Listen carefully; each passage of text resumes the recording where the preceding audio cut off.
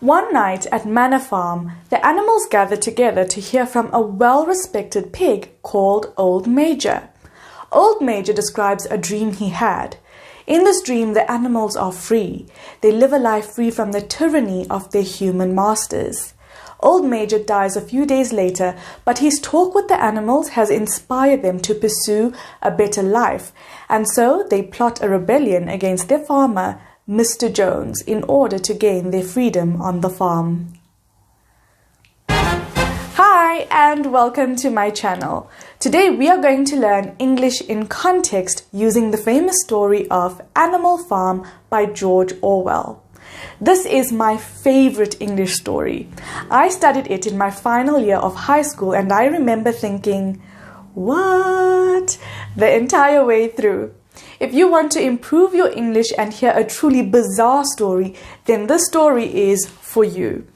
Don't forget to download your free PDF guide and take the practice quiz for this lesson. All the links can be found in the description of this video. Hit that subscribe button and let's get started.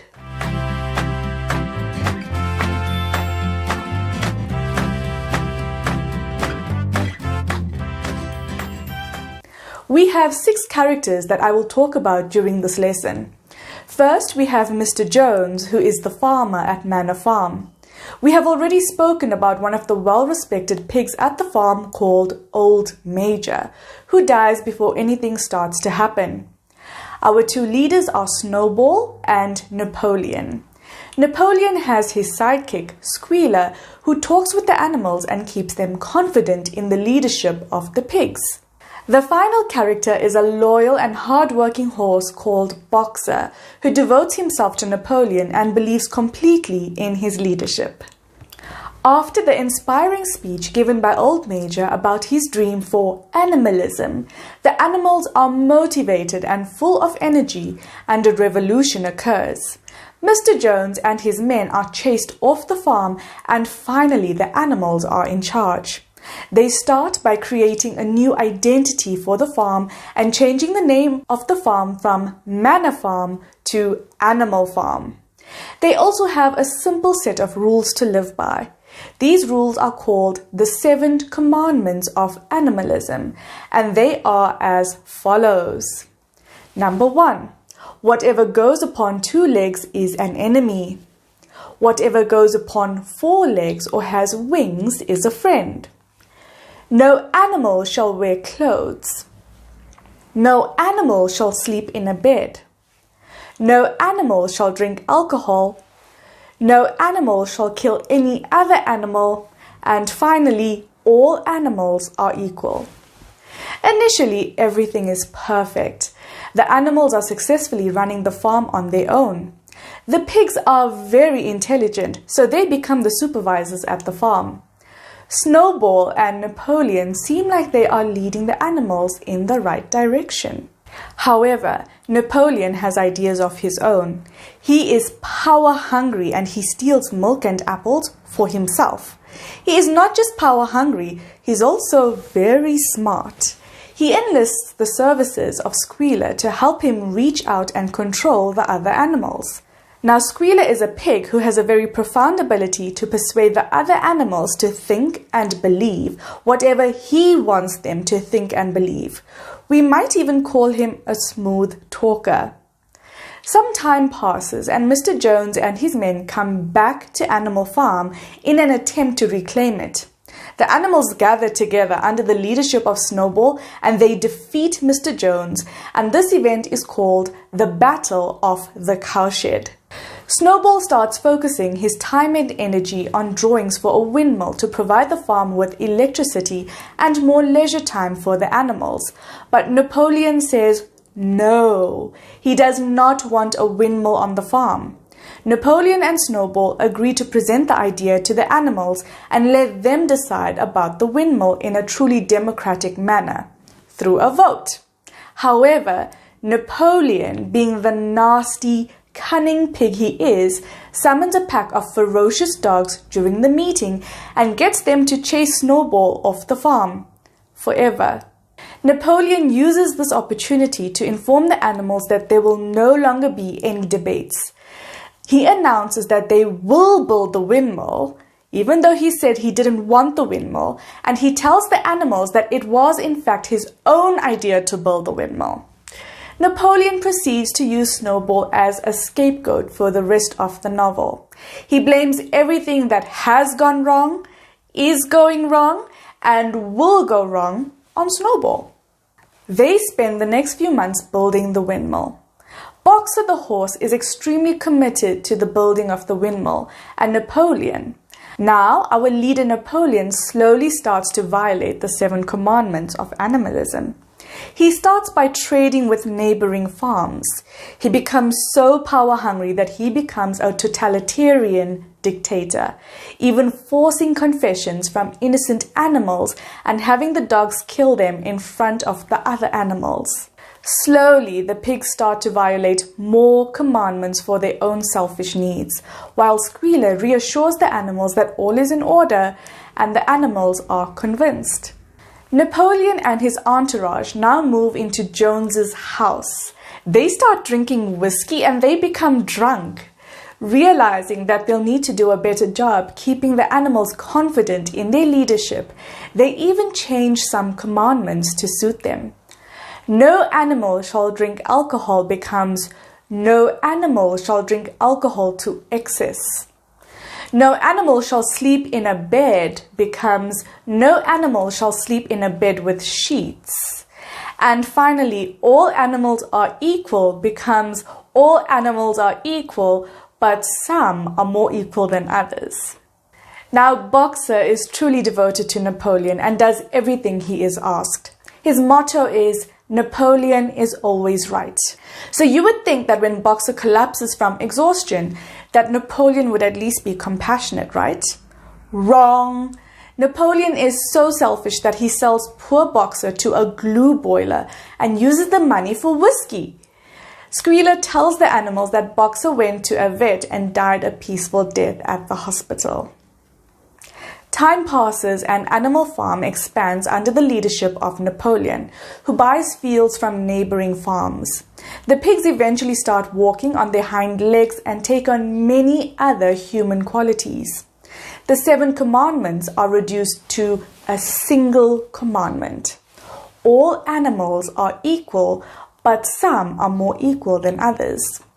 The story ends with the animals watching a neighboring farmer and the pigs playing a card game and drinking alcohol in Jones's house.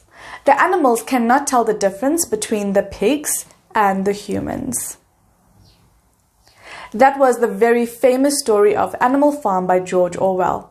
Next, we are going to look at the words and phrases that we have learned during the story.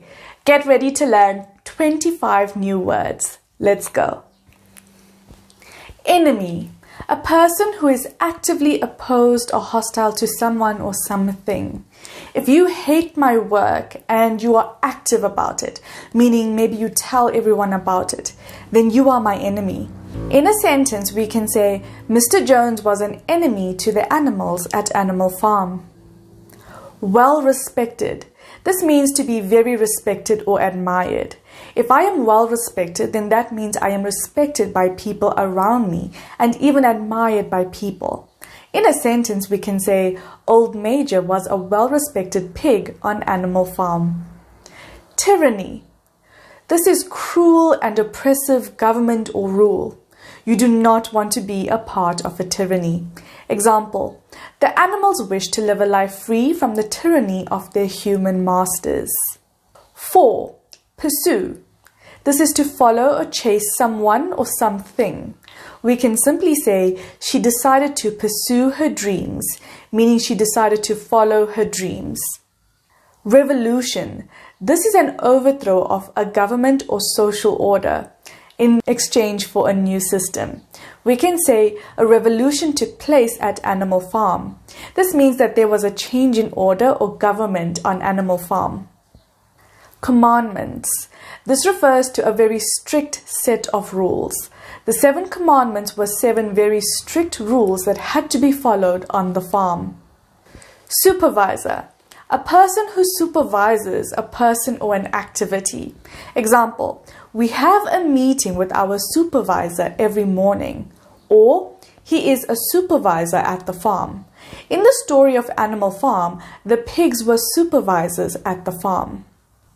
Enlists. This is to get the help and support of another person. Example, Napoleon enlists the services of Squealer. This means that Napoleon got the help and support of Squealer. Reach out.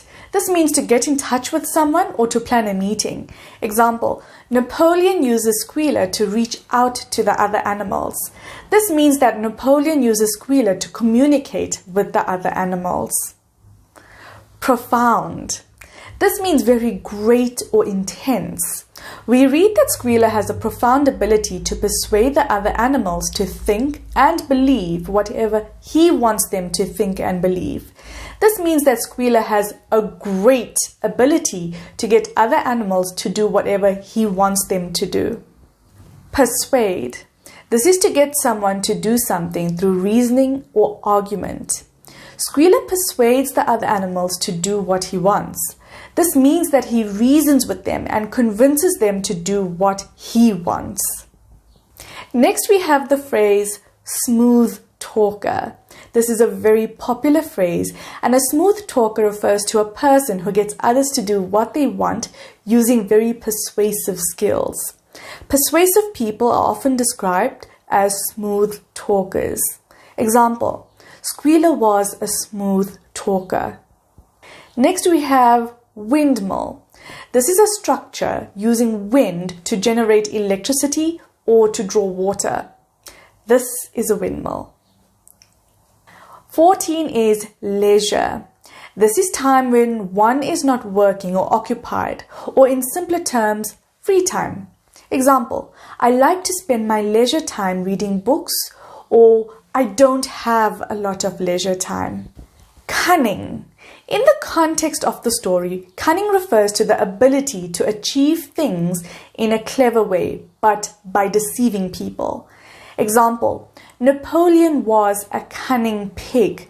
This means Napoleon was a pig who would achieve things by deceiving others. Ferocious. This means very savage, fierce, cruel, but mostly violent. We can describe dangerous animals as ferocious.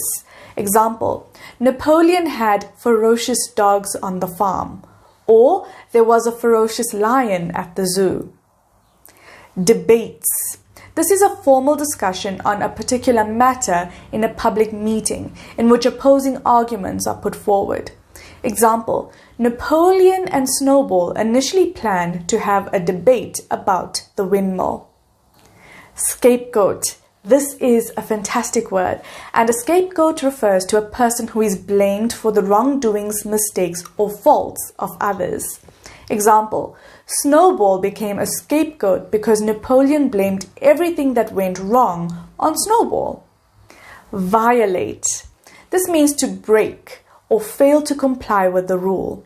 If I have a no smoking rule at my school and you smoke at my school, you are violating my rules.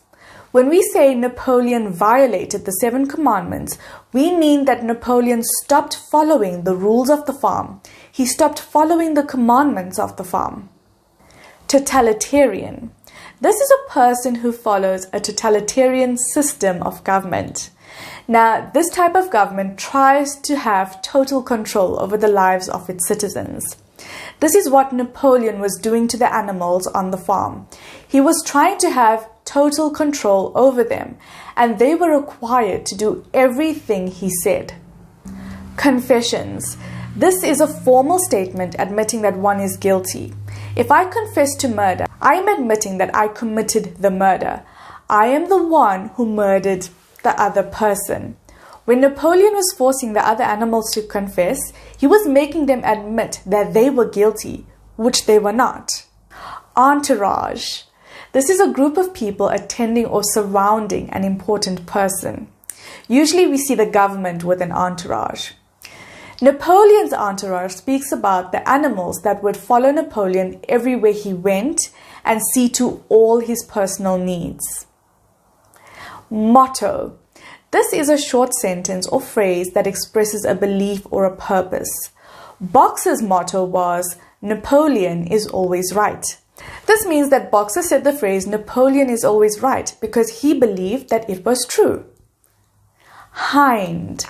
Hind means back. When we talk about hind legs, we are referring to legs at the back. Example, the pigs eventually started walking on their hind legs. And our final word for today is rebellion.